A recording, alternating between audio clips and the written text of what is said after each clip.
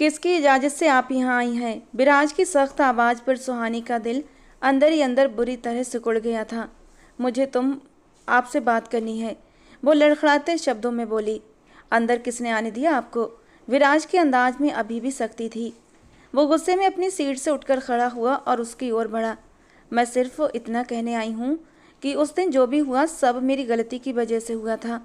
आप मेरी सैलरी रोक लें, बाकी एम्प्लॉयज़ की उसकी सैलरी दे दें प्लीज़। वो जल्दी से अपने मुद्दे की बात पर आ गई थी। तुम होती कौन हो मुझे ऑर्डर देने वाली?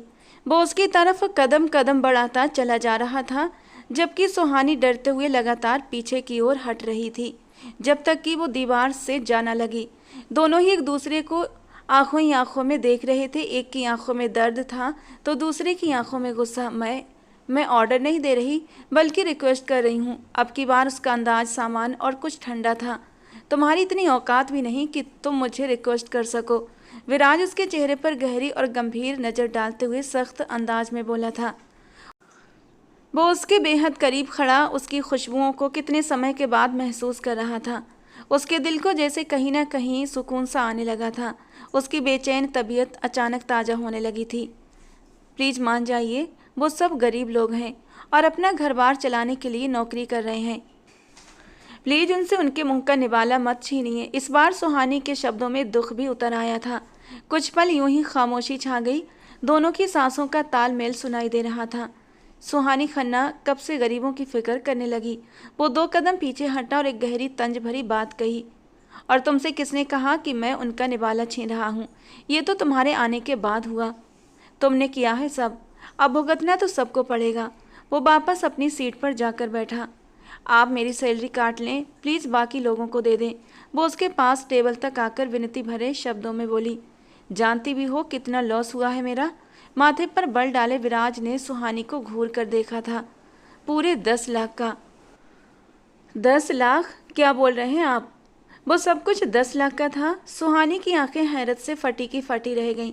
विराज ने चेयर पर बैठते हुए गहरी नज़रों से उसे देखा। नहीं, लेकिन मुझे डबल पेमेंट करनी पड़ी थी, तो जाहिर सी बात है मैं खुद का नुकसान तो नहीं करूँगा ना। और तुम अकेली 10 लाख दे सकती हो तो ठीक है, मैं सबको उनकी सैलरी दे देता हूँ। विराज तुम। उसका नाम पुकारते ही विराज का दिल जैसे बुरी तरह से धड़क उठा था। आज इतने लंबे समय के बाद उसके होंठों से अपना नाम सुनकर वो फिर से उन पुराने पलों में खो गया था। विराज, क्या है तुम्हारे अंदर सिवाय शक्ल सूरत के? और अच्छी शक्ल सूरत से पेट नहीं भरता। मेरे लिए तुम जानते हो कि क्या चीज़ सबसे ज़्यादा अहमियत रखती है? विराज राजपूत। सुहानी खन्ना की बात पर विराज के होंठ भींच गए। तो फिर तुम मुझे ठुकरा रही हो? विराज राजपूत ने बर्दाश्त की हद पार करते हुए कहा। ठुकराने के लिए पहले अपनाना पड़ता है विराज राजपूत, और अभी तक मैंने तुम्हें अपनाया नहीं है और ना ही कभी अपनाऊंगी। ऐसा सोचना भी मत, क्योंकि मेरे लिए मेरी ज़िंदगी, मेरा करियर सबसे ज़रूरी है। और मोहब्बत, उसका क्या? हमने जो वक्त साथ गुजारा वो कहाँ गया? वो फीलिंग्स, वो एहसास, वो जज्बात, उन सब की कोई कदर नहीं, कोई वैल्यू नहीं। सिर्फ पैसा ही तुम्हारी ज़िंदगी में सब कुछ है। विराज को आज झटके पर झटके लग रहे थे। इस दौर में विराज, सिर्फ पैसा ही सब कुछ होता है। जिसके पास पैसा होता है ना, वो दुनिया का समझो सबसे ताकतवर इंसान है। ठीक है, मानती हूँ तुम मुझसे मोहब्बत करते हो, बट यू नो, मोहब्बत से पेट नहीं भरता। ज़िंदगी गुजारने के लिए पैसा बहुत ज़रूरी है। और सुहानी खन्ना सिर्फ ज़िंदगी नहीं गुजारना चाहती, ज़िंदगी को जीना चाहती है, अपने उसूलों पर, अपनी शर्तों पर, अपनी लाइफ स्टाइल के साथ, जो तुम बिल्कुल अफोर्ड नहीं कर सकते। इसलिए मेरे सपने सजाना छोड़ दो। और मेरा ख्याल है आज के बाद हमें आपस में एक दूसरे से मिलना भी नहीं चाहिए। हमें अपने अपने रास्ते अलग कर लेने चाहिए। सुहानी ने एक एक शब्द ठहरे हुए अंदाज में कहा, जबकि उसकी आंखें बिल्कुल वीरान हो गई थीं। विराज ने उसकी आंखों में बार बार मोहब्बत की चमक ढूंढने की कोशिश की, लेकिन उसे कुछ भी दिखाई न दिया। तुम मेरे साथ ऐसा नहीं कर सकती।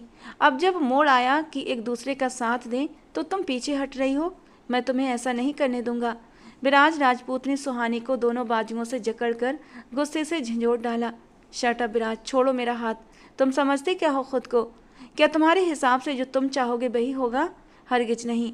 मैं अपनी ज़िंदगी के फैसले खुद लेती हूँ। दूर रहो मुझसे, और ख़बरदार जो आगे से मुझसे मिलने की कोशिश भी की। सुहानी ने गुस्से से खुद को छुड़ाते हुए विराज को पीछे धकेला और वहां से आगे बढ़ गई, जबकि विराज राजपूत उसे जाता हुआ देर तक देखता रह गया। आज मोहब्बत ने पहली बार अपना एतबार खोया था, अपना वजूद खोया था। वो तो उससे सच्ची मोहब्बत करता था, लेकिन वो इंसानों से नहीं बल्कि पैसों से मोहब्बत करती थी, और इस बात को समझने में विराज को 2 साल लगे थे। उसकी मोहब्बत की मुद्दत सिर्फ 2 साल ही तो थी। सुहानी के साथ उसका साथ यूनिवर्सिटी से था। आज उनकी पढ़ाई पूरी हुई थी और उसे एक कंपनी में नौकरी भी मिल गई थी। तनख्वाह बहुत ज़्यादा नहीं थी, लेकिन उसे उम्मीद थी कि वो सुहानी के साथ इतने में ही एडजस्ट कर लेगा और एक अच्छी नौकरी तलाश करने की कोशिश भी करेगा। और आज जब विराज ने उससे शादी की बात की तो वो गुस्से से भड़क उठी थी।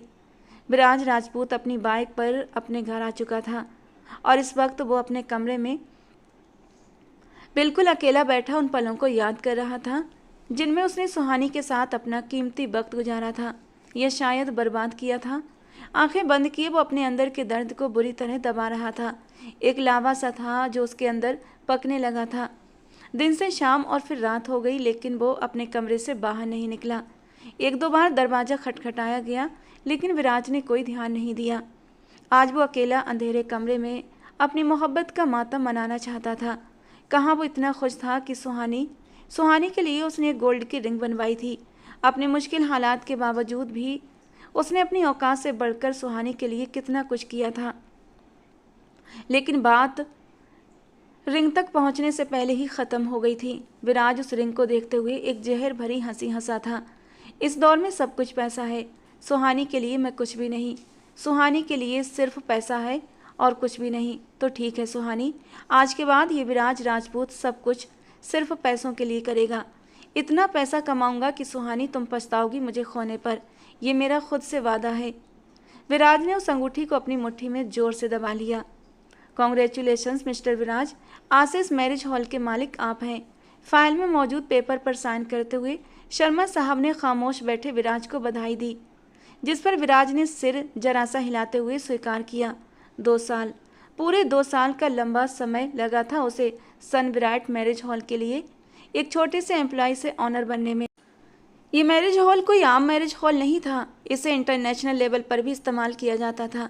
ये हिंदुस्तान के सबसे बड़े मैरिज हॉल्स में गिना जाता था और आज इसका मालिक विराज राजपूत था। ये उसकी 2 साल की कड़ी मेहनत का नतीजा था। वो यहाँ तक कैसे पहुँचा ये सिर्फ वही जानता था या फिर उसका भगवान। मेरी प्रार्थना है मिस्टर विराज सिंह, आप और भी कामयाबियाँ हासिल करें। शर्मा साहब ने विराज को आशीर्वाद देते हुए चेक उठाया और रूम से बाहर निकल गए।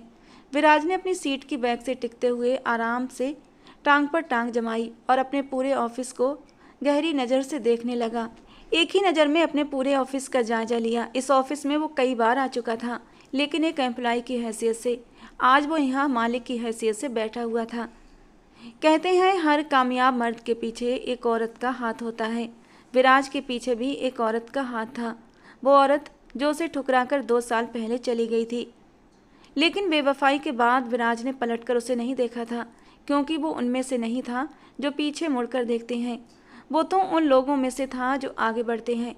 अगर पलट कर देखता तो शायद इतनी कामयाबी कभी हासिल न कर पाता। इतनी बड़ी कामयाबी पर वो ऐसे तो नहीं जाने दे सकता था। एक बहुत बड़ा जश्न तो बनता ही था। अपना मोबाइल उठाते हुए उसने अपने सबसे करीबी दोस्त विजय को कॉल किया और आज के लिए एक बहुत बड़ी पार्टी का इंतजाम करने के लिए कहा। मैरिज हॉल के पेपर्स उठाते हुए उसके चेहरे पर जीत की खुशी साफ साफ झलक रही थी। सबसे पहले वो ये खुशखबरी अपनी प्यारी सी माँ को सुनाना चाहता था, जिन्होंने हमेशा उसे अपने आशीर्वाद के साए में रखा था। विराज अपनी माँ का इकलौता बेटा था। अनामिका जी ने अपनी सारी ज़िंदगी गरीबी में गुजारी थी। जब तक पति जिंदा थे तब तक ज़िंदगी का दाना पानी ठीक से चलता रहा। उनके पति एक अच्छे इंसान थे, लेकिन एक रोड एक्सीडेंट में उनकी मौत हो गई।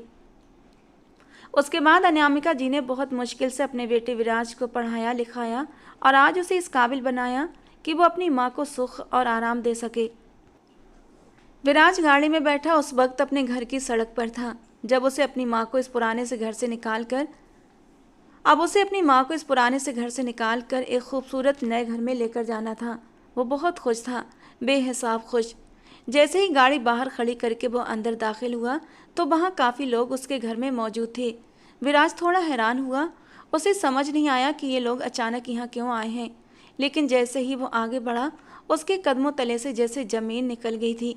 सामने उसकी माँ बेजान जिस्म के साथ बिस्तर पर पड़ी थी। विराज को लगा उसके सिर से जैसे छत छिन गई हो। एक तरफ वो इतने बड़े मैरिज हॉल का मालिक बना, तो दूसरी तरफ उसकी माँ उसे हमेशा के लिए छोड़कर इस दुनिया से चली गई थी। वो मजबूत मर्द था, कभी रोया नहीं था।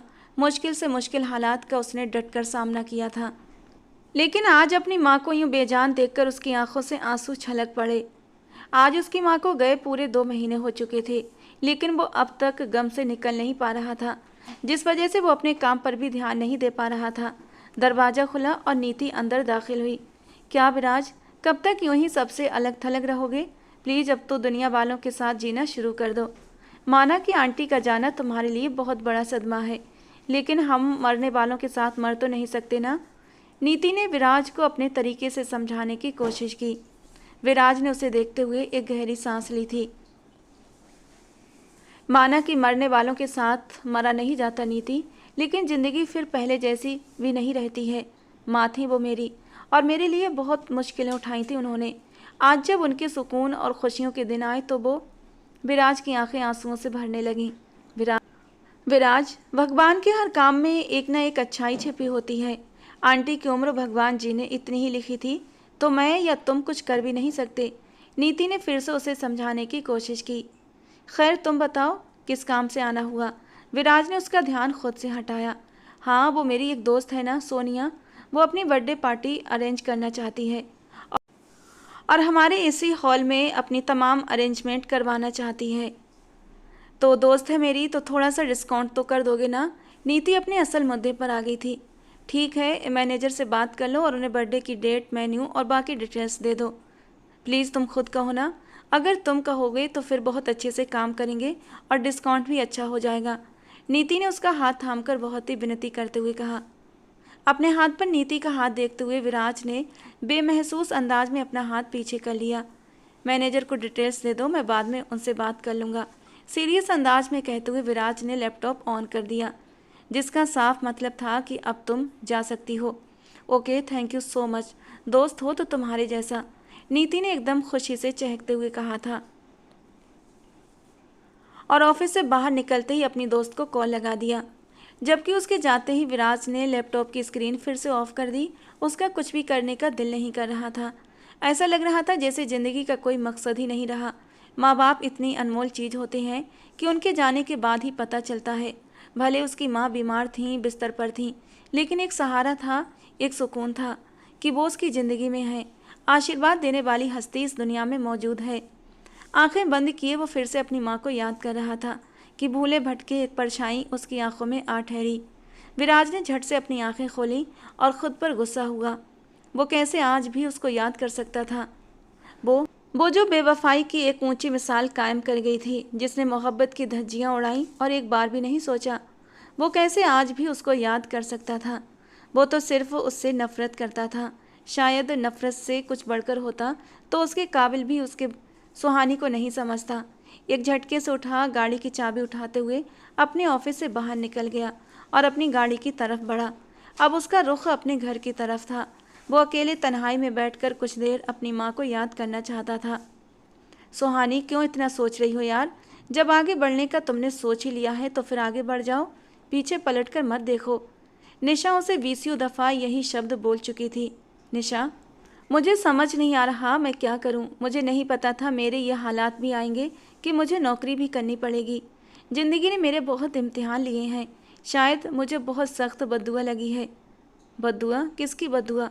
क्या तुमने किसी का दिल दुखाया था? आज पहली बार वो निशा के आगे अपना आप खोल रही थी। मैंने तो शायद बहुत बड़ा पाप कर दिया है, ऐसा पाप जिसकी कोई माफ़ी नहीं सिवाय पछतावे के।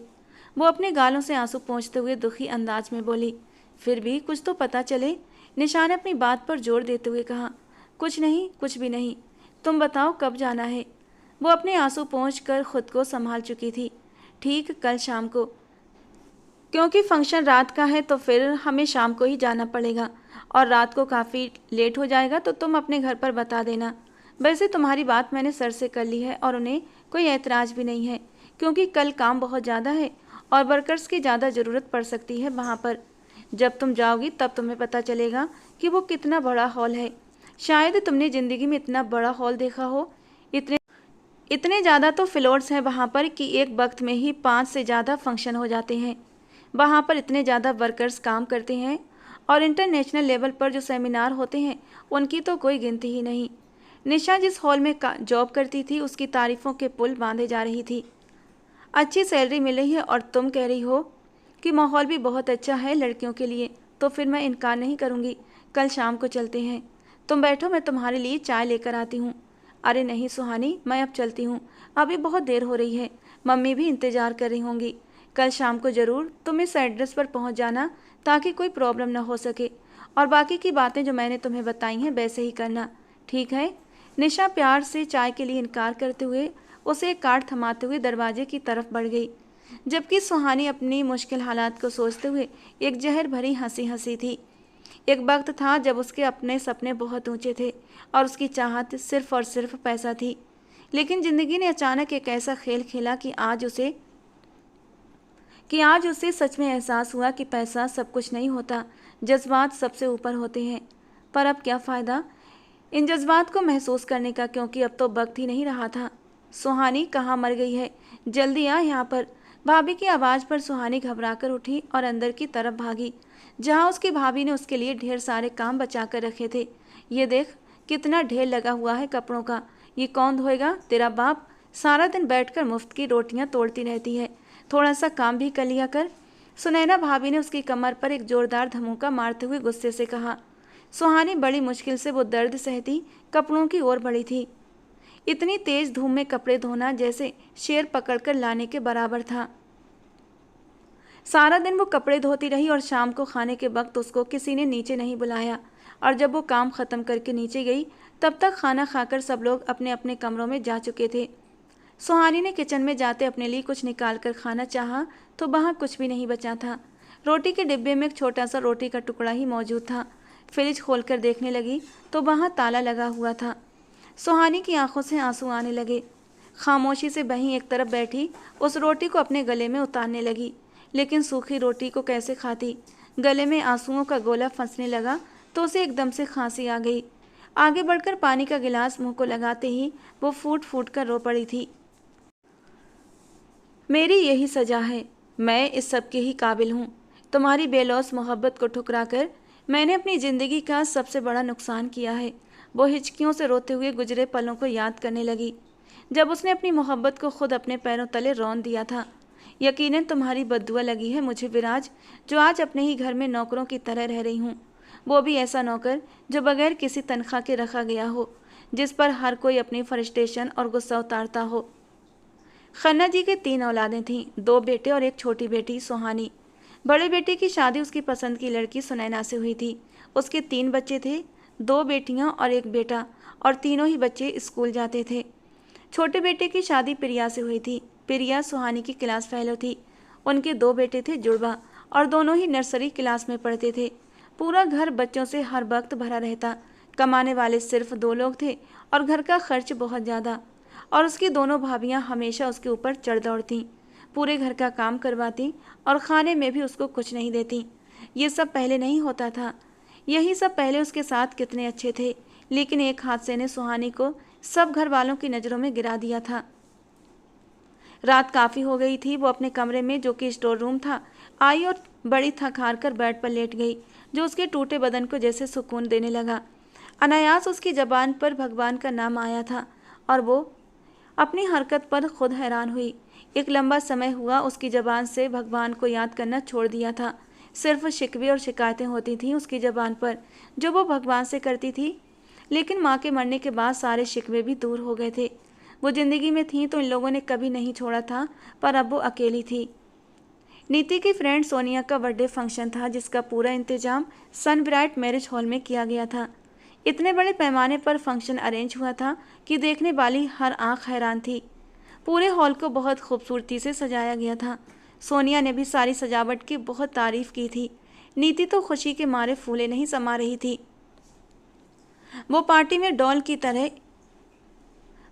डॉल की तरह सजी धजी स्टेज पर खड़ी अब अपने घर वालों के साथ भरपूर तालियों में केक कट करने वाली थी।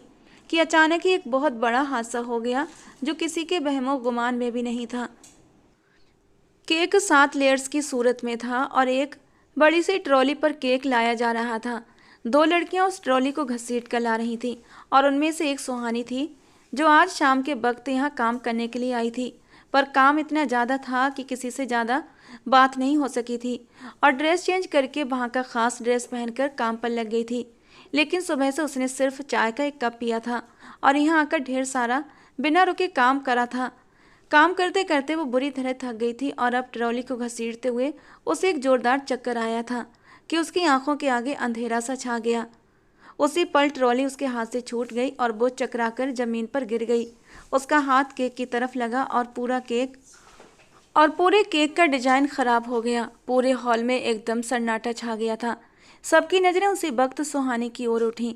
नीति और सोनिया ने तो बेयकीनी से केक का बेड़ा गर्क होते देखा था। वो केक बारबी डॉल की शेप में था, लेकिन अब उसकी कोई भी शेप नहीं बची थी। उसमें से कुछ हिस्सा जमीन पर गिर चुका था और अच्छा खासा हिस्सा ऐसे ही ट्रॉली पर मौजूद था।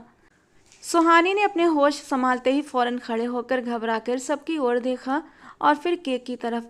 आई एम सॉरी, मुझे पता नहीं, न जाने क्या हो गया था। Please, I am really sorry. उसने घबराते हुए ऊंची आवाज़ में माफ़ी मांगी थी, जबकि नीति का तो गुस्से के मारे बुरा हाल था। आगे बढ़कर उसने सुहानी के गाल पर एक जोरदार थप्पड़ दे मारा। सुहानी वापस जमीन पर जाकर गिरी। उसके होंठ का किनारा फट गया। उसने बेयकीनी से मुड़कर नीति की ओर देखा। How dare you touch birthday cake, हिम्मत कैसे हुई तुम्हारी इसको छूने की? तुम्हारी औकात है इसे छूने की?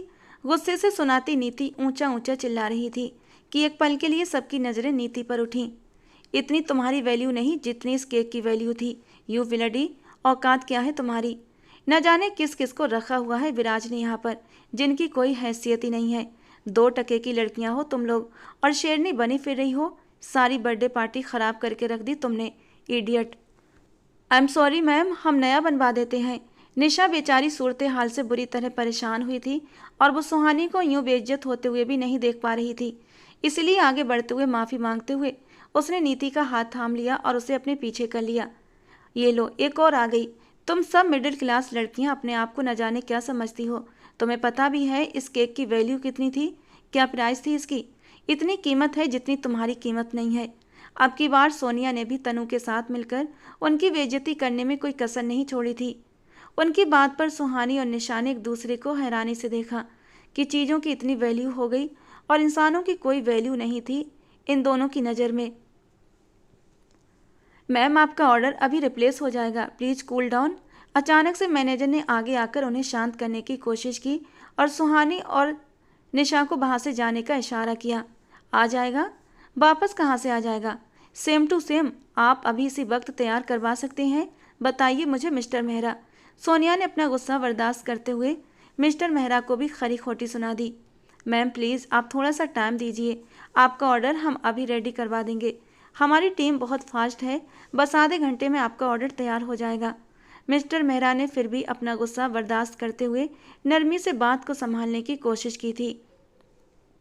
ये तुम मुझे कहाँ ले आई हो नीति? इससे तो अच्छा था मैं अपनी बर्थडे वहीं सेलिब्रेट कर लेती जहाँ हर साल करती आ रही थी। तुम्हारे कहने पर यहाँ आई और अब देखो मेरी सारी बर्थडे पार्टी ख़राब हो गई। I will not forgive you. Sonia ने अपनी आंखों में आंसू लाते हुए नीति से कहा। I am sorry my dear darling, so sorry. मुझे भी नहीं पता था यहाँ इस तरह के स्टाफ भी मौजूद हैं, वरना मैं तुम्हें कभी मजबूर न करती। I am so sorry my dear. ये सब इस लड़की की वजह से हुआ है। ना ये यहाँ पर चकरा कर गिरने का ड्रामा करती, ना ये केक इस तरह से बिगड़ता। 3rd क्लास चीप लड़की, पूरे बर्थडे पार्टी का सत्यानाश कर दिया। तुम बिल्कुल चिंता मत करो, मैं इस लड़की को इसी वक्त निकलवाती हूँ यहाँ से। नीति ने गुस्से से सुहानी का बाजू दबोचते हुए उसे आगे की तरफ धक्का देते हुए मिस्टर मेहरा से कहा। अब आप बदतमीजी कर रही हैं मेरे साथ। सुहानी अब और बर्दाश्त नहीं कर पाई। ओह, तो तुम्हारे मुंह में जबान भी है, लेकिन मेरे आगे चलाने की ज़रूरत नहीं, क्योंकि इस हॉल का मालिक मेरा दोस्त है और अभी इसी वक्त उससे कहकर तुम्हें यहाँ से बाहर फेंकवा दूंगी। नीति अपनी बड़ाई जताती गुस्से से फुनकार रही थी। नीति।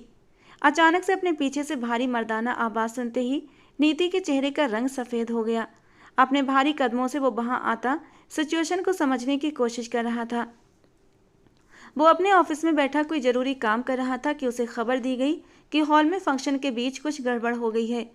ये मोस्टली गर्ल्स का फंक्शन था, इसीलिए वो इस तरफ नहीं आया था और ना ही किसी मेल को आने की इजाज़त दी गई थी। लेकिन मामला बिगड़ा तो मिस्टर मेहरा को भी अंदर आना पड़ा था और अब विराज भी वहां आ पहुंचा था। अभी वो 4 कदम की दूरी पर था कि उसके कदम अचानक रुक गए। सामने खड़ी लड़की को वो हजारों में भी पहचान सकता था। एकदम से उसके दिल की धड़कन मिस हुई थी। उसी पल सुहानी की नज़र भी आने वाली हस्ती पर उठी थी तो वो पलक झपकाना भूल गई। उसका दिल 120 की रफ्तार से धड़क रहा था। उसे अपनी आंखों पर यकीन नहीं आया था। 2 साल तक जो इंसान उसे ज़िंदगी में एक बार भी नहीं टकराया, और आज टकराया भी तो कहाँ। सुहानी की आंखों से आंसू बहते हुए गालों पर अपना भरम तोड़ने लगे। आंसुओं को देखते हुए विराज की नज़र उसके गालों पर जा ठहरी। वो बहुत बदल गई थी। उसके मुलायम मक्खन जैसे गाल अब थोड़े मुरझा गए थे। उसकी खूबसूरत ओशन ब्लू आंखों की चमक मांद पड़ गई थी। उसका भरा भरा वजूद, जिसे कभी विराज मोटी कहकर चिढ़ाता था, अब कमज़ोर पड़ चुका था। वो पहले से बहुत ज़्यादा कमज़ोर हो गई थी। उसके चेहरे की रौनक एकदम फीकी पड़ चुकी थी। अचानक विराज की नज़र उसके गाल पर उभरते उंगलियों के निशान पर जा ठहरी। साफ जाहिर था कि उस पर हाथ उठाया गया है। विराज के दिल पर जैसे किसी ने घूंसा मार दिया। क्या हो रहा है यहाँ पर, और इतना तमाशा किस बात का लगा रखा है? विराज ने बहुत संजीदगी से लेकिन सख्त शब्दों में नीति से पूछा। विराज, अच्छा हुआ तुम आ गए। ये देखो, इस लड़की ने क्या कर दिया। सारा का सारा केक बर्बाद कर दिया और मेरी दोस्त की बर्थडे भी ख़राब कर दी। नीति ने सुहानी की तरफ इशारा करते हुए सारी बात बताई। विराज एक ही नज़र में सब कुछ समझ गया था। सुहानी ने अपनी सफाई में कुछ नहीं कहा, लेकिन उसके आंसू सब कुछ बयां कर रहे थे।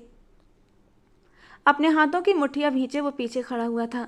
कितना नुकसान हुआ है मेहरा साहब इन लोगों का। वो बोला भी तो क्या बोला। नीति हैरत से उसे देखने लगी। इससे पहले कि मेहरा साहब बोलते, नीति विराज के सामने आकर खड़ी हुई। विराज, इस लड़की ने सब कुछ बर्बाद कर दिया है। तुम अभी इसी वक्त इसे निकालो यहाँ से। ऐसे लोगों को जॉब मत दिया करो जो किसी और की खुशी बर्दाश्त नहीं कर सकते। इस लड़की की शक्ल देखी है तुमने? इसकी शक्ल से ही जाहिर हो रहा है इसने पहले कभी इतनी बड़ी पार्टी और इतना बड़ा केक नहीं देखा होगा। बस जल गई होगी और क्या। और जलन में इसने केक खराब कर दिया। खुद तो ये सब कुछ अफोर्ड नहीं कर सकती। मिडिल क्लास लड़कियां तो दूसरों की खुशी भी बर्दाश्त नहीं कर पाती। नीति जम कर उसकी इंसल्ट किए जा रही थी, जबकि विराज ने एक नज़र उठाकर सुहानी को सर से पांव तक देखा। कभी उसके हुस्न को देखकर लोग रुक जाते थे, उससे मुड़कर दोबारा जरूर देखते थे, लेकिन आज नीति जैसी कम शक्ल लड़की भी उसकी पर्सनालिटी और शक्ल पर उंगली उठा रही थी। विराज के सीने में कहीं दर्द की हल्की सी लहर उठी। सुहानी से अपनी नज़रें हटाते हुए उसने मिस्टर मेहरा को देखा। मेहरा साहब, जितना इन लोगों का नुकसान हुआ है उससे डबल इनको पे कर दें। विराज की बात पर नीति और सोनिया का मुंह बन गया। विराज छोटे छोटे कदम उठाते सुहानी के करीब आया। मेरे एम्प्लॉय पर किसने हाथ उठाया? उसकी ठंडी आवाज़ पर एक पल को हर तरफ सन्नाटा छा गया। उसकी खूबसूरत रौबदार पर्सनालिटी को देखते हुए काफ़ी लड़कियां उसकी तरफ टकटकी बांधे देख रही थीं। वो एक मिलेनियर था, सन ब्राइट हॉल का मालिक। उसके पास बेइंतहा पैसा था। लड़कियां ठंडी आहें भरते हुए उसको देख रही थीं। हर किसी के दिल में एक ही चाहत थी, काश विराज राजपूत जैसा इंसान हमारी किस्मत में लिख जाए। ऐसे में उसकी इस बात पर लड़कियों ने आंखें फाड़ते हुए विराज को देखा था, जिसकी निगाहें अपनी आम से एम्प्लॉय पर ठहरी हुई थीं। मैंने कुछ पूछा है मेहरा साहब, मेरी एम्प्लॉय पर हाथ किसने उठाया? अब की बार विराज की आवाज़ बहुत ऊंची थी और शब्द पहले से सख्त। मेहरा साहब ने नीति की तरफ इशारा किया और नज़रें झुकाकर खड़े हो गए। विराज ने कहर भरी नज़रों से नीति की तरफ देखा तो नीति सहमकर गला तर करती सटपटाकर उसे देखने लगी। वो सब अचानक हुआ विराज। मेरा इरादा नहीं था हाथ उठाने का, लेकिन बस अचानक ही उठ गया गुस्से में। नीति ने विराज का गुस्सा देखते हुए फौरन कहा, क्योंकि सब जानते थे विराज राजपूत अपने स्टाफ की बहुत इज्जत करता था। यही वजह थी कि यहाँ पर लड़के और लड़कियाँ सब काम करते थे, लेकिन माहौल बहुत अच्छा था। और इन सब की वजह खुद विराज राजपूत था, जो सख्ती से इन सब चीज़ों का ध्यान रखता था कि कोई भी कहीं कोई प्रॉब्लम क्रिएट ना करे। और आज पहली बार ऐसा हुआ था कि उसके एक स्टाफ मेंबर पर हाथ उठाया गया था। बेशक वो आज ही काम पर आई थी और एक बहुत छोटे स्तर से काम करना शुरू कर रही थी, लेकिन थी तो उसकी एम्प्लॉय ही ना, और वो अपने एम्प्लॉय की बहुत इज्जत करता था। नीति, माफ़ी मांगो। विराज की बात पर नीति का चेहरा बेइज्जती के एहसास से लाल हो गया। ये तुम क्या कह रहे हो विराज? मैं इस आम सी लड़की से क्यों माफ़ी मांगूंगी जो सिर्फ एक छोटी सी वेट्रेस है? अगर इस पर हाथ उठा दिया तो कौन सा बड़ा पाप हो गया? प्लीज़ लीव इट, नीति ने गुस्सा करते हुए कहा। हाँ, एक आम सी वेट्रेस है लेकिन इंसान आम नहीं है, तो बेहतर होगा तुम माफ़ी मांग लो, वरना क्या? नीति को भी अब गुस्सा आया था। वो दोनों एक दूसरे के सामने खड़े गुस्से से एक दूसरे को देख रहे थे, जबकि पास खड़ी सुहानी थर थर कांपती अपने नाजुक वजूद को संभाले विराज को देख रही थी, जो आज भी वैसा ही था जैसा 2 साल पहले था, वैसा ही आज भी था। हाँ, चेहरे पर थोड़ी सख्ती आ गई थी, होंठ शायद मुस्कुराना भूल गए थे, आंखों की चमक कुछ हल्की पड़ गई थी। शायद पहले हर वक्त हंसने मुस्कुराने वाला विराज कहीं खो गया था। तुम माफ़ी मांगोगी नीति, अभी इसी वक्त, वरना तुम जानती हो विराज क्या कर सकता है। विराज ने जिस तरह से उसको धमकी दी, नीति थोड़ा सहम गई। वहां मौजूद सब लड़कियों को देखते हुए वो बुरी तरह शर्मिंदा भी हो रही थी। आई एम सॉरी, धीरे से कहती उसने अपना रुख पलटा और वहां से निकल गई। निशा ने भी सर झुकाकर वहां से जाने में भलाई समझी। मेहरा साहब, सब मैच क्लियर करवाएं और फौरन आए। अब की बार वो बिना सुहानी को देखे मेहरा साहब को खुरदरे शब्दों में अल्टीमेटम देता वापस पलट गया। यार, क्या पर्सनालिटी है विराज राजपूत की। ऐसे ही नहीं, ये इंसान हर लड़की का क्रश है। निशा ने दिल से विराज की तारीफ करते हुए सुहानी की तरफ देखा, जिसके चेहरे पर 5 उंगलियों के निशान अभी भी साफ थे। तुम चलो मेरे साथ। निशा उसे अपने साथ लेकर अंदर चली गई और उसके गाल पर मरहम लगाने लगी, जबकि आंसू सुहानी की आंखों से रुक नहीं रहे थे। रो क्यों रही हो? तुम्हें सर ने कुछ कहा? बल्कि उन्होंने तो तुम्हारी साइड ली है और उस लड़की से माफ़ी भी मंगवाई जो सर की दोस्त थी। निशा की बात पर सुहानी ने हैरत से निशा को देखा। दोस्त? हाँ, सर की दोस्त। काफ़ी बार उसे यहाँ आते देखा है, काफ़ी एटीट्यूड वाली है। सर के केबिन में कई घंटे रुक कर जाती है, लेकिन आज ऐसी बेइज्जती हुई है कि दोबारा नहीं आएगी। निशा मुंह बनाकर बोली। निशा, मुझे विराज सर से मिलना है, मुझे उनसे मिलवा दो एक बार प्लीज़, वो विनती करते शब्दों में बोलती। पहले तो निशा सोच में पड़ गई, फिर हामी में सिर हिलाते वहाँ से उठ गई। अपने ऑफिस में आते वो जोर से दरवाज़ा बंद कर गया। उसके अंदर दर्द का तूफान उठा था। वो आज लगभग 2 साल के बाद उसके सामने खड़ी थी, लेकिन वो नहीं थी जो गरूर से बहुत कुछ छोड़ कर गई थी। उसकी हालत, उसकी गरीबी, उसकी लाचारी का पता दे रही थी। वो ऐसी क्यों हो गई थी? वो तो बहुत ऊंचे दावे करके गई थी। फिर क्या हुआ? जितना सोचता जा रहा था उतना ही बेचैन हो रहा था। उसके गाल पर उंगलियों के निशानों ने उसे बहुत तकलीफ पहुंचाई थी। आज भी उसकी तकलीफ पर तड़प उठा था। क्यों? उसे खुद पर गुस्सा आ रहा था। इंटरकॉम पर मिस्टर मेहरा को अंदर बुलाने के बाद उसने सुहानी के बारे में पूरी जानकारी ली। वो उसके मैरिज हॉल में काम कर रही थी और वही इस बात से बेखबर था। लेकिन मेहरा साहब के बताने पर वो चुप हो गया। वो आज ही आई थी और जब पहली बार विराज के मैरिज हॉल पर जॉब के लिए आई, उसी दिन उसे थप्पड़ भी पड़ गया। वो अपनी आंखें सख्ती से बंद कर गया। आप जाइए मिस्टर मेहरा। सर, क्या उस लड़की को जॉब से निकाल दूं? मैंने ऐसा कब कहा? विराज ने अचंभे से उन्हें देखा। सॉरी सर, मुझे लगा आज के हादसे की वजह से और जो नुकसान हुआ। नो मिस्टर मेहरा, मेरे लिए आज भी इंसान की वैल्यू ऊपर है, पैसा नहीं। वो सख्त शब्दों में बोला। जी सर, आप मुझे मिस सुहानी की फ़ाइल भिजवा दें। और वो ऑर्डर देता अपने काम में बिजी हो गया, जबकि दिल दिमाग पर तो सुहानी छाई हुई थी। सुहानी ने जैसे ही घर में कदम रखा, उसकी छोटी भाभी की नज़र उस पर जा ठहरी। काफ़ी दावे से गई थी नौकरी पर, जैसे बहुत बड़ी जॉब हो। सब पता लग गया है हमें, गणेश ने सब बता दिया है कि किसी होटल में वेटर बनी हो तुम। भाभी के तंज भरे शब्दों पर सुहानी का दिल बुरी तरह दुखा। भाभी, वो मैरिज हॉल है बहुत बड़ा, वहाँ जॉब कर रही हूँ और आप जानती हैं सैलरी कितनी है? पूरी 30,000। उसकी भाभियाँ बहुत लालची औरतें थीं, इसीलिए सुहानी ने उन्हें अपनी सैलरी बताते हुए चुप करवाना चाहा। 30,000 का सुनते ही उनकी आंखों में चमक आ गई। खैर, अब इतनी भी ज़्यादा नहीं, लेकिन कुछ ना कुछ बन जाएगा। बस तुम अपनी सारी सैलरी लाकर मेरे हाथ पर रखना, समझी? अपनी भाभी की बात पर सुहानी ने सर हिला दिया, जबकि उसका सर बुरी तरह चकरा रहा था। निशा ने उसकी बहुत विनती की थी कि वो कुछ खा ले। बर्थडे का केक स्पॉइल हो गया था, जो पूरे स्टाफ में बांट दिया गया था, लेकिन सुहानी ने जरा सा भी नहीं चखा। भाभी, मैं चेंज करके आती हूँ तो रोटियाँ डाल देती हूँ, सब्जी तो रखी होगी ना? सुहानी ने जल्दी से कहा। अरे अरे, हम खाना खा चुके हैं सब, तुम भी जाओ, सो जाओ जाकर, कल जल्दी जाना होगा काम पर, भाभी ने लालच भरे लहजे में कहा। भाभी, मैं खाना खा लूँ फिर सो जाऊँगी, टूटे शब्दों में उसने कहा। अरे, वहाँ इतने बड़े मैरिज हॉल से आई हो, उन्होंने तुम्हें खाना नहीं दिया? भाभी ने माथे पर बल डालकर पूछा। दिया था, लेकिन मैंने नहीं खाया। मुझे अच्छा नहीं लगा, और फिर घर के खाने की तो बात ही अलग होती है ना? सुहानी ने मुश्किल से मुस्कुराते हुए जवाब दिया। हाँ, वो तो है, लेकिन तुम्हें पता है ना घर में खाने वाले कितने लोग हैं, कभी बचता है कभी नहीं। तो तुम ऐसा करो, वहाँ से खाना खा कर आया करो। अच्छा, अब काफ़ी रात हो गई है, मैं तो सोने जा रही हूँ, तुम्हारा ही इंतजार कर रही थी। देख लो, मैं ही जाग रही थी तुम्हारी खातिर।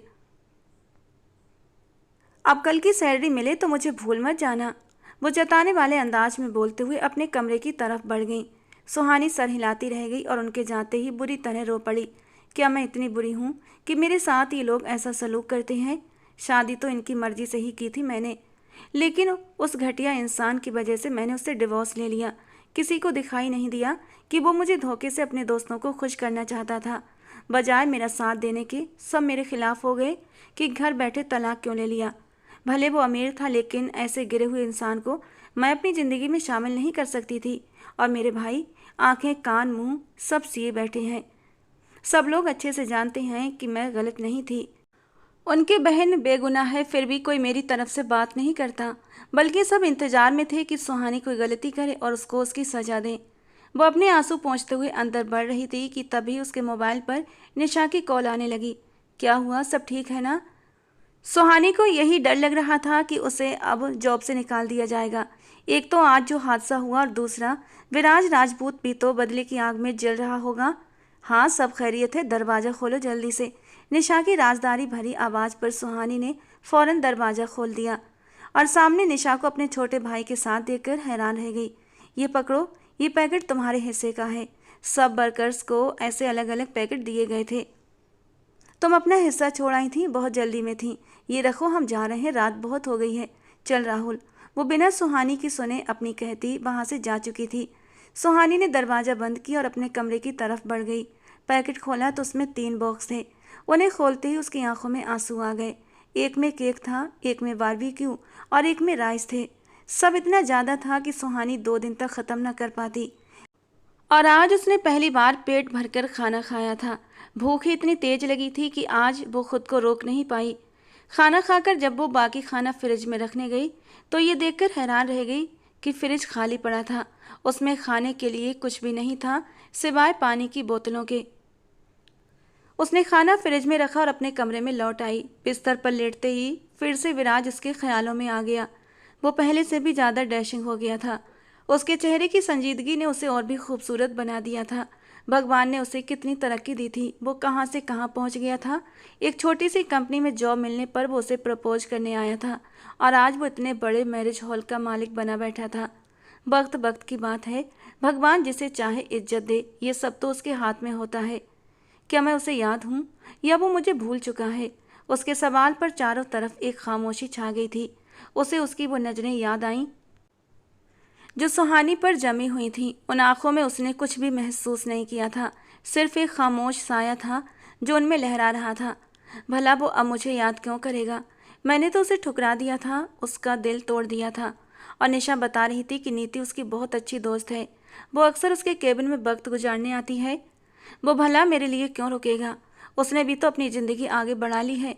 पता नहीं क्यों 2 आंसू टूटकर सुहानी की आंखों से गिरे और तकिए में खो गए। अगला 1 हफ्ता बहुत बिजी रहा। एक के बाद एक फंक्शनों ने सबको थका कर रख दिया था, और इस दौरान निशा ने उसका बहुत साथ दिया था। उसे सारे काम समझाए थे। वो यहाँ आकर बहुत खुश थी। सब लोग बहुत अच्छे थे। मेहरा साहब भी एम्प्लॉय का बहुत ख्याल रखते थे, और अक्सर फंक्शन ख़त्म होने पर जो भी खाना बच जाता वो सब एम्प्लॉय में बांट दिया जाता। सुहानी वो खाना घर ले आती तो सब बच्चे खुश हो जाते। भाभीियों का मूड भी धीरे धीरे ठीक होने लगा था। आखिर इतना अच्छा खाना फ्री में खाने को मिल रहा था, ऊपर से सैलरी भी मिलने वाली थी। लेकिन उसके भाई अब भी ठंडे और बेरुखे बने हुए थे। पहले सुहानी बहुत सोचती थी, इन सब बातों का दुख भी मनाती थी, पर अब उसने सोचना छोड़ दिया था। वक्त धीरे धीरे गुजरने लगा और सब पहले से बहुत बेहतर होने लगे थे। आज उसकी सैलरी मिलनी थी और वो बहुत ज़्यादा एक्साइटेड हो रही थी। सारे ही वर्कर्स आज बहुत ज़्यादा खुश थे। सैलरी तो सबको ही अच्छी लगती है। क्या हुआ, इतनी चुप चुप क्यों हो? और सैलरी कहाँ है तुम्हारी? ऐसे क्यों वापस आ गई? सुहानी ने निशा से पूछा। जो सैलरी लेने गई थी लेकिन मुंह लटकाए वापस आई थी। इस महीने की सैलरी किसी को नहीं मिलेगी। व्हाट? सुहानी के दिल की धड़कन तेज हुई। हाँ, जो बर्थडे पर नुकसान हुआ था ना, उसकी सजा के तौर पर इस महीने की सबकी सैलरी रोक दी गई है। बट डोंट वरी, कुछ एम्प्लॉय ने बात की है, शायद हाफ सैलरी ही मिल जाए, लेकिन अभी ज़्यादा उम्मीद मत रखना। निशा ने बताया तो सुहानी की आंखों में आंसू आ गए। ये सब मेरी वजह से हुआ था, तो मेरी सैलरी रोक लेते, आप सबकी क्यों रोकी? वो आंसू पोंछते हुए अपना गुस्सा दबाकर बोली थी। इस एक महीने में उसकी विराज से एक बार भी मुलाकात नहीं हुई थी। वो ज़्यादातर हॉल में फंक्शन अरेंज करने का काम करवाती थी और वहाँ का सारा काम मिस्टर मेहरा देखते थे, फिर सारी डिटेल्स जाकर विराज को देते। इसीलिए सुहानी का उससे कोई आमना सामना नहीं था। और आज जब सैलरी लेने का दिन था तो सुहानी का दिन धड़क रहा था, ये सोचकर कि वो विराज के सामने कैसे जाएगी। लेकिन अब जब निशा ने बताया कि सर सैलरी नहीं दे रहे, तो ये सुनकर उसका दिल और भी तेज धड़कने लगा था। इस सैलरी के लिए वो कितनी उम्मीदें लगाए बैठी थी, उसके कितने काम हो जाने थे। ऊपर से उसकी भाभियां भी इसी सैलरी पर नजरें टिकाए बैठी थीं। पिछले एक महीने से उसने विराज को नहीं देखा था, लेकिन अब एक मुलाकात जरूरी थी। वो उसका ऑफिस तो देख ही चुकी थी। सबसे नज़र बचाते हुए वो उसके ऑफिस की तरफ बढ़ी। दरवाजे पर धीरे से दस्तक दी, लेकिन दिल बहुत तेजी से धड़क रहा था। दिल को संभालते हुए वो अंदर दाखिल हुई। सामने ही वो चेयर पर बैठा लैपटॉप खोले अपने काम में बिजी था। सुहानी के दरवाज़ा खोलकर अंदर आने पर उसने एक निगाह उसकी ओर देखा। उस एक निगाह में क्या कुछ नहीं था। सुहानी का नन्हा सा दिल सहम गया। किसकी इजाज़त से आप यहाँ आई हैं? विराज की सख्त आवाज़ पर सुहानी का दिल अंदर ही अंदर बुरी तरह सिमट गया। मुझे आपसे बात करनी है, वो एकदम लड़खड़ाते शब्दों में बोली थी। अंदर आने की इजाज़त किसने दी तुम्हें? हाँ? विराज के शब्द अब भी बुरी तरह सख्त हो रहे थे। वो गुस्से से अपनी सीट से उठकर खड़ा हुआ और उसकी तरफ बढ़ा। मैं सिर्फ इतना कहने आई हूँ, उस दिन जो भी हुआ सब मेरी गलती से हुआ था। आप मेरी सैलरी रोक लें, लेकिन बाकी एम्प्लॉयज़ को उसकी सैलरी दे दें प्लीज़। वो जल्दी से अपने मुद्दे पर आई। तुम होती कौन हो मुझे ऑर्डर देने वाली? वो उसकी तरफ कदम दर कदम बढ़ाता चला जा रहा था, जबकि सुहानी डरते हुए पीछे हटते हटते दीवार से जा लगी। दोनों ही एक दूसरे की आंखों में आंखें डाले खड़े थे। एक की आंखों में दर्द था, दूसरे की आंखों में गुस्सा। मैं ऑर्डर नहीं दे रही, बस आपसे विनती कर रही हूँ। इस बार सुहानी का अंदाज धीमा था। तुम्हारी इतनी औकात नहीं कि तुम मुझसे विनती भी कर सको। विराज उसके चेहरे को देखते हुए गंभीर शब्दों में बोला। वो उसके बहुत करीब खड़ा था। उसकी खुशबू को आज कितने समय के बाद महसूस कर रहा था।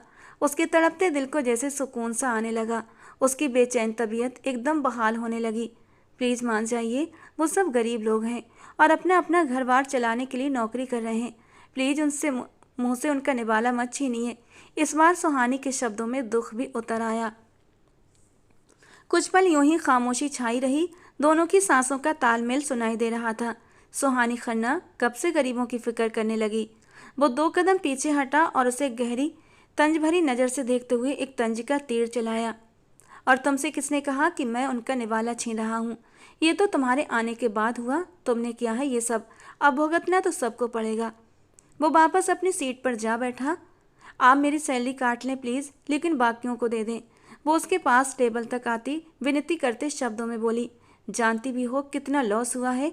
माथे पर बल डाले सुहानी को घूर कर देखा। पूरे 10 लाख का। 10 लाख? क्या बोल रहे हैं आप? वो सब कुछ 10 लाख का था। सुहानी की आंखें हैरत से फैल गईं। विराज ने चेयर के साथ बैठते हुए गहरी नज़रों से उसे देखा। नहीं, लेकिन मुझे डबल पेमेंट करनी पड़ी थी, तो जाहिर बात है मैं खुद का नुकसान तो नहीं करूँगा ना। और तुम अकेली 10 लाख दे सकती हो तो ठीक है, मैं बाकी सबको उनकी सैलरी दे देता हूँ। विराज, उसका नाम पुकारते उसकी आवाज़ ने विराज का दिल बुरी तरह धड़का दिया था। आज इतने लंबे समय के बाद उसके होठों से अपना नाम सुनते ही विराज वापस पुराने पलों में खो गया था। सुहानी की आंखों से आंसू टूटकर गालों पर आ गिरे तो उसने जल्दी से उन्हें पहुँच दिया। जब तक आपके 10 लाख पूरे नहीं हो जाते, मैं यहाँ बिना सैलरी के काम करने को तैयार हूँ। आप प्लीज़ बाकी एम्प्लॉयज़ को उनकी सैलरी दे दें। वो सर झुकाए बोली थी। वो लड़की जिसने कभी भी बात करते हुए नज़र नहीं झुकाई थी, आज सर झुकाए खड़ी थी। 1 साल तक तुम्हें फ्री में काम करना पड़ेगा इस अमाउंट को पूरा करने के लिए। विराज की बात पर सुहानी ने अपनी पलकें उठाकर आज के पत्थर दिल विराज को देखा। मुझे मंजूर है। वो फौरन मान गई। ठीक है, मैं मिस्टर मेहरा से कहकर पेपर्स बनवाता हूँ, उन पर साइन कर देना। विराज ने अब बात ख़त्म करते अपना लैपटॉप ऑन कर लिया और मिस्टर मेहरा से कहकर सारे एम्प्लॉयज़ की सैलरी रिलीज़ करवा दी। अब कहने को कुछ बचा नहीं था। सुहानी ने एक नज़र उसे देखा और सर झुकाए वापस पलट गई। लेकिन बाहर आते ही निशा उसके गले लग गई। यार ये देखो, सबकी सैलरी मिल चुकी है, हम सब ऐसे ही इतना परेशान हो रहे थे। निशा खुशी से चहक रही थी। सुहानी ज़बरदस्ती मुस्कुरा दी। तुम भी सैलरी ले आओ यार, फिर चलते हैं घर। निशा की बात पर सुहानी ने धड़कते दिल से उसकी ओर देखा। निशा तुम चली जाओ घर, मुझे थोड़ा काम है, मैं लेट हो जाऊंगी। सुहानी ने उसे टाला।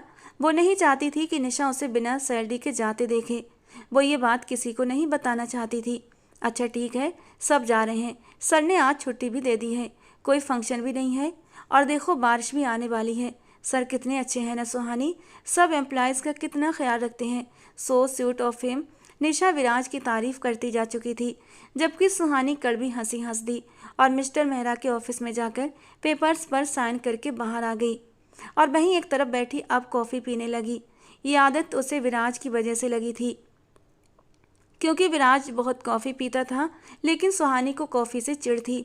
लेकिन जब से उसकी ज़िंदगी से विराज निकला था, तब से सुहानी ने कॉफ़ी पीना शुरू कर दिया था। कॉफ़ी पीने के बाद जब वो घर के लिए निकलने लगी कि तभी बारिश बहुत तेज़ हो रही थी। वो एक तरफ बैठी बारिश के रुकने का इंतजार करने लगी, जो आंधी तूफान बनकर बरसती जा रही थी। उसने एक कप कॉफ़ी और ऑर्डर कर दी। किसी न किसी तरह टाइम तो पास ही करना था। बाहर तेज़ बरसती बारिश में वो कुछ तलाश करने की कोशिश कर रही थी। इतनी तेज़ बारिश भी पता नहीं क्यों उसे डरा नहीं पा रही थी। वो बेफिक्री में कॉफ़ी का मग लिए विंडो से बाहर देखती खाली दिमाग लिए बैठी थी। वो आने वाले वक्त को सोचना नहीं चाहती थी कि दोनों भाभियाँ उसकी सैलरी का वेट कर रही थीं। उसने डिसाइड किया था बड़ी भाभी को 20,000 और छोटी भाभी को 10,000 दे देगी ताकि दोनों खुश हो जाएं। पर यहाँ से तो अब उसे फूटी कौड़ी भी नहीं मिलनी थी। अनायास उसकी आंखें छलक पड़ीं और शायद 1 साल तक उसे यहाँ से कुछ भी नहीं मिलना था। क्या उसके घर वाले उसे जॉब करने देंगे, वो भी बिना सैलरी के, जबकि वो तो एग्रीमेंट के पेपर्स भी साइन कर चुकी थी। एक हुक उठी थी उसके दिल में और वो अपना सर टेबल पर गिरा गई। उसकी कॉफ़ी भी अब ठंडी हो चुकी थी। आंखों से आंसू लगातार बहते बहते टेबल पर गिर रहे थे। मैम। प्यून उसके पास आया तो उसने सर उठाया और उसे देखा। मैम, सब क्लोज करना है प्लीज़, अब आपको यहाँ से जाना होगा।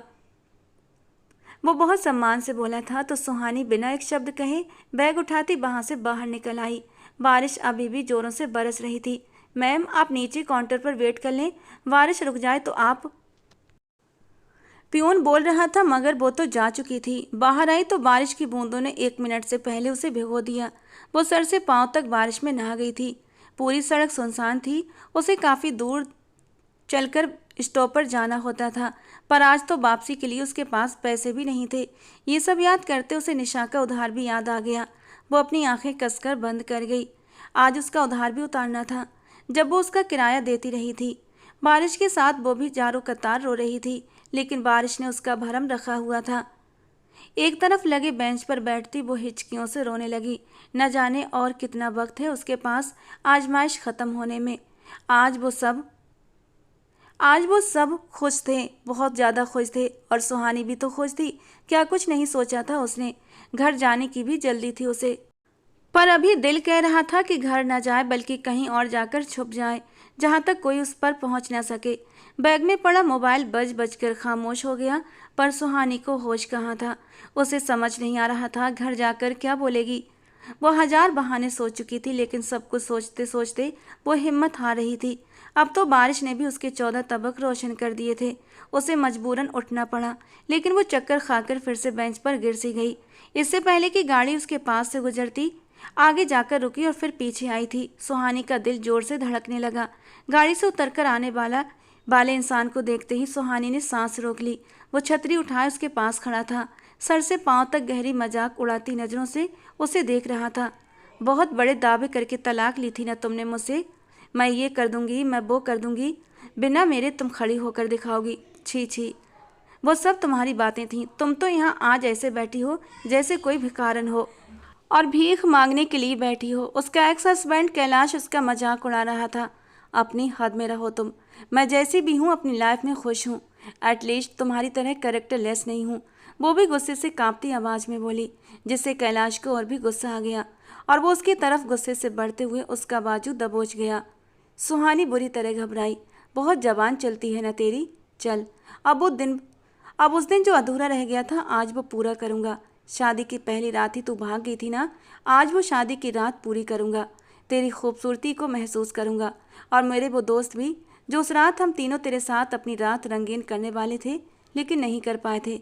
लेकिन आज वो काम अधूरा था जो पूरा होगा। वो शैतानियत से बोलते हुए उसे खींचने लगा था। सुहानी पूरा जोर लगाकर अपना बाजू छुड़ाती वापस हॉल की तरफ भागी, लेकिन अभी उसने अपने कदम अंदर रखे ही थे कि कैलाश ने उसे फिर से दबोच लिया। वो बुरी तरह सड़क पर गिरी। उसकी कलाइयों में पहनी कांच की चूड़ियां टूटकर उसकी कलाई में धंस गईं और वो एकदम से तड़प उठी। उसकी दिल दहला देने वाली चीख सुनते ही पार्किंग की तरफ बढ़ते विराज के कदम रुक गए। एक पल लगा था कैलाश को इंसान से जानवर बनने में। उसने गुस्से से सुहानी की शर्ट को कंधे से पकड़ते दबाकर खींचकर फाड़ दिया। सुहानी बिलख बिलख कर रो पड़ी। उसे खुद से दूर करती तड़प रही थी। अगले ही पल उसके वजूद को बेपर्दा करता अब अपनी शर्ट भी उछालकर दूर फेंक चुका था और अब शैतानियत भरी नज़रों से उसकी ओर बढ़ रहा था, जबकि वो सहमी नज़रों से उसे देख रही थी। उसने आंखें मींचते हुए दिल से अपनी मौत की दुआ मांगी थी। अगले ही पल कैलाश की चीख सुनाई दी तो सुहानी ने झट से आंखें खोलकर देखा तो विराज उसे बुरी तरह पीट रहा था। दीवानों की तरह पीटते पीटते उसने उसे लहूलुहान करके अधमरा कर दिया था।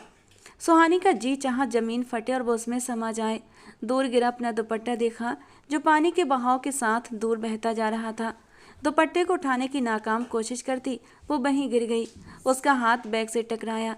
कांपते हाथों से बैग दबोचना चाहा, लेकिन हिम्मत जैसे जवाब दे गई थी। आज अपनी बेबसी पर रोना आ रहा था। इस हाल में उसे दो मर्दों ने देखा था। उसका जी चाहा कि वो खुद को ख़त्म कर ले। वो खुद को कहाँ छुपाती। बेबसी से अपना चेहरा छुपाकर फूट फूट कर रोती चली गई। उसके जिस्म से धीरे धीरे जान निकल रही थी। विराज कैलाश के बेहोश पड़े वजूद को गुस्से से एक तरफ फेंकता जल्दी से सुहानी की तरफ बढ़ा। विराज का इस वक्त गुस्से से बुरा हाल था। उसका दिल कर रहा था सुहानी की जान अपने हाथों से ले ले, उसका गला दबा दे। झुककर उसको बाजू से गुस्से से थामा तो वो वहीं गिरकर जमीन पर ढेर होने लगी। विराज ने उसका सर नीचे लगने से पहले ही उसे अपनी आगोश में समेट लिया। उसकी खुली बिखरी हालत देखकर जल्दी से उसने अपना कोट उतारा और उसे पहना दिया और अपनी बाहों में उठाए वो अपनी गाड़ी की तरफ बढ़ा। कुछ ही देर में वो अपने अपार्टमेंट में था। सुहानी को गोद में लिए अब अपने कमरे की ओर गया और उसे धीरे से बिस्तर पर लिटा दिया और फिर उसके चेहरे को गौर से देखने लगा। आज वो बहुत खुश थी। सैलरी मिलने की खुशी में उसके चेहरे की रौनक देखी थी उसने, लेकिन अभी का चेहरा वैसा नहीं था। इस पल सुहानी का वजूद बिल्कुल पीला पड़ रहा था। उसके हाथ में दबोचे गए बैग पर उसकी नज़र पड़ी। शायद बैग में मौजूद फ़ोन बज रहा था। अगले ही पल उसने उसके बैग से मोबाइल निकाला और उसे देखने लगा। विराज, देखना, एक दिन सुहानी खन्ना इतनी अमीर होगी कि अपना आईफोन लेगी और ये सेल्फी वो सेल्फी। देखना, सुहानी खन्ना रुकेगी नहीं। वो उसका मोबाइल हाथ में लिए पुरानी यादों में खो गया था कि कॉल एक बार फिर से आने लगी तो वो ख्यालों से चौंका और उस बटन वाले फ़ोन पर यस का बटन दबा दिया। सुहानी, कहाँ हो तुम? जानती भी हो कितनी देर हो गई है। निशा घर आ गई है कब की। तुम क्यों नहीं आई अभी तक? सामने उसकी बड़ी भाभी शोर मचा रही थी। बारिश बहुत तेज है, वो ऑफिस में ही है। जैसे ही बारिश रुकती है उसे ऑफिस की गाड़ी छोड़ जाएगी। सामने से भारी मर्दाना आवाज़ सुनते ही भाभी चौंक उठी। आप कौन हैं? उसके बॉस। इस बार शब्दों में मिठास थी। सुहानी पर एक निगाह डालते वो धीरे से हाँ बोला था। आज सुहानी को सैलरी मिलनी थी। उसे कहिएगा संभाल कर घर ले आए। आजकल के हालात इतने ख़राब हैं कि लुटेरे हाथों हाथ पैसे लूट कर ले जाते हैं। वो उसे नसीहत कर रही थी। जी, सैलरी को संभाल कर लाएगी वो, आप टेंशन न लें। और इतना अच्छा काम किया है उसने तो उसकी सैलरी तो बनती थी ना, और उसे ऊपर से बोनस भी मिला है। विराज ने दांत किचकिचाते हुए कहा। हैं सच्ची? ये तो बहुत अच्छा हो गया। लड़की है तो बहुत मेहनती, पूरे घर का सारा काम अकेली करती है। भाभी एकदम जल्दबाजी में बोलती जा रही थी कि एकदम से खुद को ब्रेक लगाया। अच्छा, उसे ना आप कहना कि हमसे बात कर ले और जल्दी घर आ जाए। कॉल कर चुकी थी। उसके घर वालों को उसकी नहीं, उसकी सैलरी की फिक्र थी। वो फायर प्लेस में लकड़ियां सुलगाकर कमरे को गर्म करने लगा। मौसम इतना तो ठंडा नहीं था, लेकिन बारिश ने हर तरफ जल थल कर दी थी। सुहानी पर कंबल डालता वो खुद भी वहीं बैठ गया। वो यूं ही बैठा सोचों में गुम था। इन 2 सालों में नुकसान सबसे ज़्यादा किसका हुआ था? कुछ ही देर में सुहानी को होश आ गया तो वो चिल्लाते हुए झट से उठ बैठी। कंबल उसके ऊपर से हट गया। कोट का गला आगे से काफ़ी ओपन था, जो उसके वजूद की खूबसूरती को छुपा नहीं पा रहा था। विराज ने अपने होंठ का किनारा दांत से दबाते अपनी नज़र का रुख फेरा था। सुहानी ने खुद पर निगाह डाली तो फौरन कंबल से खुद को ढक लिया। आप मुझे यहाँ क्यों लाए? वो अपने आंसू रोकते हुए बोली। जिस हाल में तुम थी ना, तो क्या तुम्हारे घर ले जाता तुम्हें उस हाल में? वो गुस्से से भड़कता उसके करीब आया, जबकि सुहानी एकदम सहमकर पीछे हटी। मुझे जाना है घर, सब मेरे लिए परेशान हो रहे होंगे। वो मिनमिनाते हुए बदहवासी में बोली। हाँ, वाकई परेशान होंगे। एक पैसा कमाने वाली मशीन से हाथ धोने पड़े तो परेशान तो होंगे ना, वो भी गुर्राते हुए बोला। उसकी बात पर सुहानी को गुस्सा आ गया। आपको इससे कोई मतलब नहीं होना चाहिए। आपने मेरी जान बचाई, मेरी इज्जत बचाई, इसके लिए आपका बहुत बहुत धन्यवाद। अब मुझे जाना होगा। वो अपनी जगह से उठी लेकिन अपनी हालत देखकर आंखें मीच गई। प्लीज़ मुझे घर छोड़ दीजिए और कुछ ढंग के कपड़े हों तो वो भी पहनने के लिए दे दीजिए प्लीज़, वो उसकी विनती करने लगी। उसके अलावा उसके पास कोई चारा भी तो नहीं था। रात गुजरने दो, सुबह चली जाना, वो नॉर्मल से अंदाज में बोला था।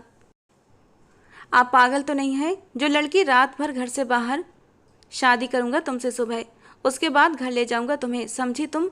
वो इतने आराम से बोला कि एक पल के लिए सुहानी का दिमाग भग से उड़ गया। शादी? मुझसे शादी? लेकिन मैं तो तलाकशुदा हूँ विराज, मैं नहीं कर सकती आपसे शादी। मैं नहीं हूँ आपके काबिल। वो एकदम से रो पड़ी। ये मैं डिसाइड करूँगा सुहानी कि तुम मेरे काबिल हो या नहीं।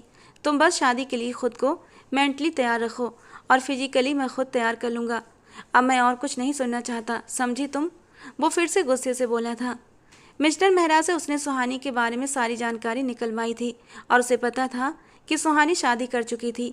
लेकिन शादी की पहली रात ही सुहानी अपने पति को छोड़कर भाग गई थी और फिर ऐसा ही हुआ। सुबह होते ही विराज ने सुहानी से शादी कर ली।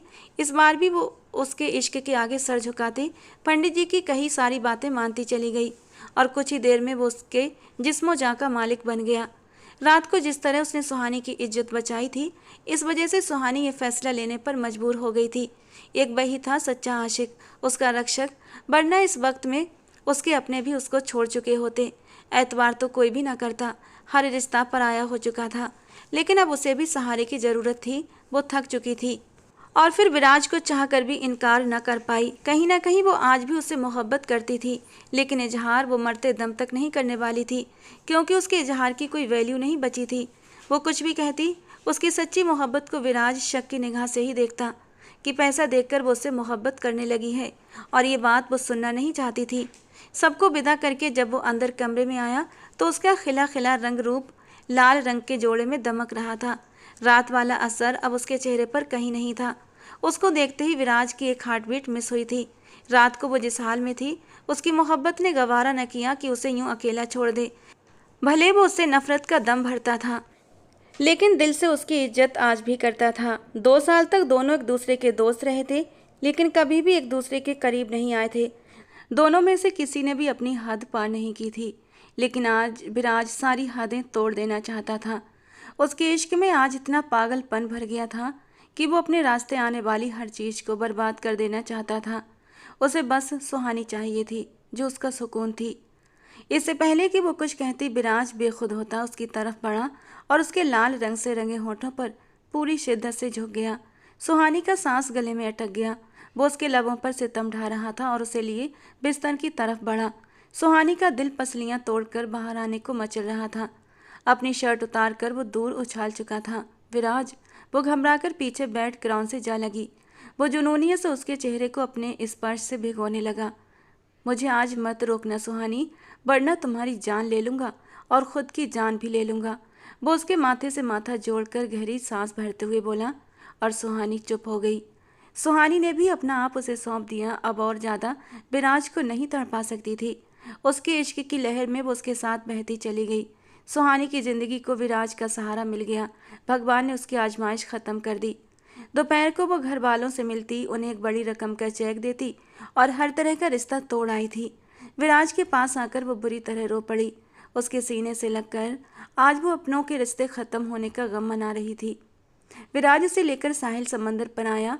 कुछ पल वहाँ की ठंडी हवाओं में रहते सुहानी के दिल और दिमाग को सुकून सा मिला। विराज का हाथ थामे वो उसके सामने खड़ी थी। आई एम सॉरी विराज, मैंने आपका बहुत दिल दुखाया और उसकी सज़ा भी पाई, लेकिन जब तक आपसे माफ़ी न मांग लूँ मुझे सुकून नहीं मिलेगा। जानता हूँ, लेकिन मैं माफ़ नहीं कर सकता, उसने सपाट और संजीदा अंदाज में कहा तो सुहानी का दिल धड़क उठा। तुम्हें अभी भी 1 साल तक फ्री में काम करना पड़ेगा, जब तक मेरा नुकसान पूरा नहीं हो जाता। विराज की बातों पर उसकी आंखों में आंसू आए थे और वो उसे देखकर मुस्कुरा दी। विराज ने उसे अपने सीने से लगाकर उसके माथे पर अपने होंठ रखे। इश्क की मंजिल हर कोई तय नहीं कर पाता, जो गरज रखे वो इश्क नहीं, क्योंकि इश्क तो बेगर्ज होता है। अगले दिन वो सिराज के साथ ऑफिस गई थी। निशा, जिसे उसकी भाभीियों ने सब कुछ बता दिया था, जले पैर की बिल्ली की तरह पूरे ऑफिस में घूम रही थी कि कब सुहानी ऑफिस में दाखिल होगी। फिर उसे विराज के साथ अंदर आते देखकर वो भागती हुई सुहानी के करीब आई थी, लेकिन विराज की वजह से कुछ बोल नहीं पाई, बल्कि आंखों ही आंखों में इशारे करने लगी, मुझसे अकेले में मिलो। उसकी तड़प देखकर सुहानी की हंसी छूट गई थी, जबकि विराज ने दोनों सहेलियों को कुछ देर बात करने का मौका दिया और खुद अपने ऑफिस की ओर बढ़ गया। सुहानी की बच्ची, तेरी तो आज मैं जान निकाल देनी है, चल तू मेरे साथ। निशा उसे खींचते हुए कोने में ले गई थी। क्या है ये सब कुछ? हाँ, विराज सर से शादी कर ली? ये कब हुआ, कैसे हुआ? निशा के एक्साइटमेंट में से जान निकली जा रही थी, जबकि सुहानी हंसते हुए उसके गले लग गई। एक ही रात में उसकी रंगत दमकने लगी थी और चेहरे पर फैली चमक देखकर निशा भी हैरान थी। यार, क्या जादू कर दिया तूने विराज सर पर? मुझे जल्दी से बता, वरना मेरे पेट में गुड़गुड़ होते होते कहीं मेरा पेट ही न फट जाए।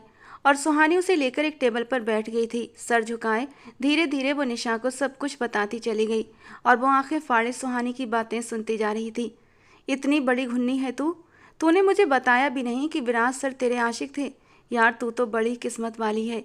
2 साल तक विराज सर तेरे इश्क में दीवाने बने फिरते रहे और 2 साल बाद तुम दोनों का मिलन भी हो गया। हाय मैं मर जावा, मेरी किस्मत में ऐसा प्यार कब आएगा यार। निशा ठंडी सांसें भरती हुई बुरी तरह शॉक्ड हो रही थी, जबकि सुहानी हंसते हुए उसके कान खींचने लगी। तभी उसके फ़ोन पर मैसेज टोन बजी। विराज का मैसेज था, तुम सहेलियों की बातें ख़त्म हो गई हो तो अंदर आ जाओ। ये मैसेज देखते ही निशा के होठों पर शरारती मुस्कान आई थी। जाओ भाई, अब तो तुम हमारी बॉस बन गई हो, ऑर्डर दिया करना और हम तुम्हारे ऑर्डर सुनेंगे। निशा खड़ी होती उसे गले से लगा गई। तुम हमेशा मेरी दोस्त रहोगी निशा, विराज से मिलने के लिए तुम ही तो जरिया बनी हो, वरना शायद मैं कभी भी विराज से न मिल पाती। इतने में विराज का एक और मैसेज आया था, तुम आती हो या फिर मैं तुम्हें गोद में उठाकर ले जाऊं। उसकी इतनी तड़प देखकर निशा खिलखिलाकर हंस पड़ी और उसे धक्का देते हुए विराज के केबिन की ओर भेज दिया। निशा ने सच्चे दिल से भगवान से प्रार्थना की थी कि इन दोनों के प्यार को कभी किसी की नज़र ना लगे। तो दोस्तों, आज का हमारा ये प्यारा सा रोमांटिक नॉवल आपको कैसा लगा, कमेंट बॉक्स में ज़रूर बताना। नॉवल सुनने के बाद नॉवल को लेकर अपनी राय ज़रूर दिया करें दोस्तों, मुझे बहुत अच्छा लगता है। और ऐसे ही और रोमांटिक नॉवल सुनने के लिए हमारे चैनल के साथ जुड़े रहें। मिलते हैं दोस्तों अगले किसी नए और रोमांटिक से नॉवल के साथ।